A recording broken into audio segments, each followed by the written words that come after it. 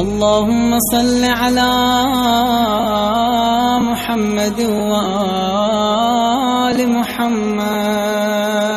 کوئی شخص رمضان کا روزہ توڑ دے یا روزہ نہ رکھے تو دینی اعتبار سے اس کو کفارہ دینا پڑتا ہے۔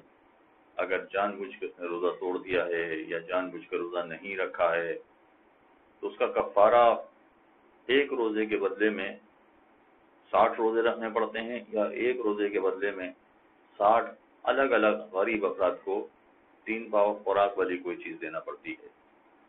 اگر یہ روزہ اس نے 10 روزہ توڑنے والی چیزوں میں سے 5 چیزوں میں سے کسی ایک کے ذریعے سے روزہ توڑا ہے، اگر اس نے کھانا پینا، جمع یا استمنا یا سحری کے وقت تک جنابت کے عالم میں باقی رہنا، ان 5 میں سے کسی ایک سے روزہ توڑا ہے تو پھر اس کو کفارہ دینا پڑے گا، یعنی 60 روزے رکھنے پڑیں گے یا 60 غریب افراد کو خوراک والی کوئی چیز 3 پاؤ دینا پڑے گی۔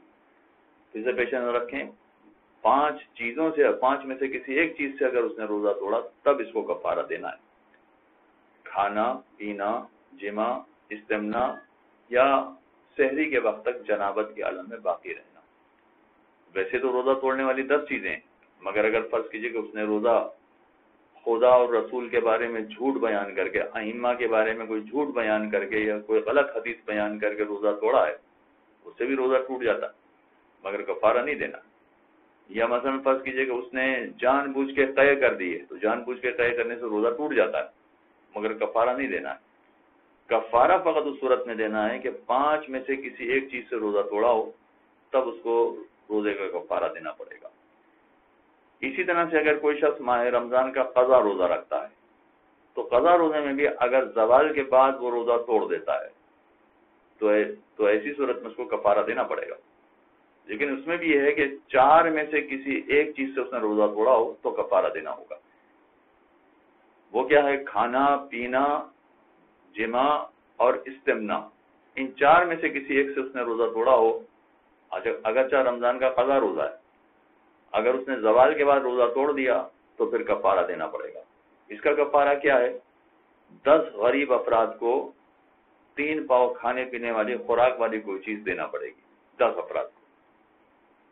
اور اسی طرح سے اگر کوئی معین روزہ تھا، منت کا معین روزہ تھا، منت مانی تھی کہ میرا فلاں کام ہو گیا تو میں روزہ رکھوں گا، اور مثلا 15 شعبان کو روزہ رکھوں گا، تو یہ معین روزہ ہو جائے گا کہ 15 شعبان ہی کو روزہ رکھنا پڑے گا۔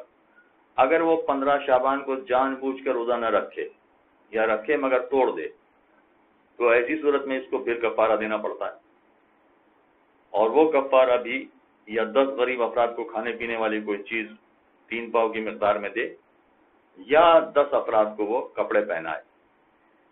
یہ وہ کفارے ہیں کہ اگر کوئی شخص رمضان کا روزہ توڑ دے یا رمضان کا قضا روزہ توڑ دے زوال کے بعد، یا معین منت والا روزہ توڑ دے یا نہ رکھے تو ایسی صورت میں اس کو یہ کفارے دینے پڑتے ہیں۔ ہاں، یہ بات پیش نظر رکھنا ضروری ہے کہ اسے معلوم ہو کہ جس چیز سے میں روزہ توڑ رہا ہوں یہ روزہ توڑنے والی چیز ہے۔ کھانے پینے کے بارے میں تو اکثر لوگ جانتے ہیں کہ اس سے روزہ ٹوٹ جاتا ہے، لیکن استمنا یعنی جان بوجھ کے منی نکالنا، اس سے بھی روزہ ٹوٹ جاتا ہے، یہ بہت سارے لوگوں کو نہیں معلوم ہے۔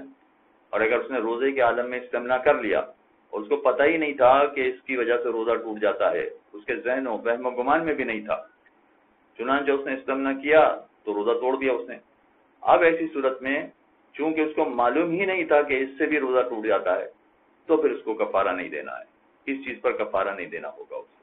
تو کفارہ بھی ایسی صورت میں دینا ہے کہ جب انسان کو معلوم ہو کہ ان چیزوں سے روزہ ٹوٹ جاتا ہے، اگر اسے پتہ ہی نہیں ہے کہ اس سے روزہ ٹوٹ جاتا ہے تو پھر کفارہ واجب نہیں ہوتا ہے۔ صلی اللہ علیہ محمد وآلہ الطاہرین۔ اللهم صل على محمد وآل محمد۔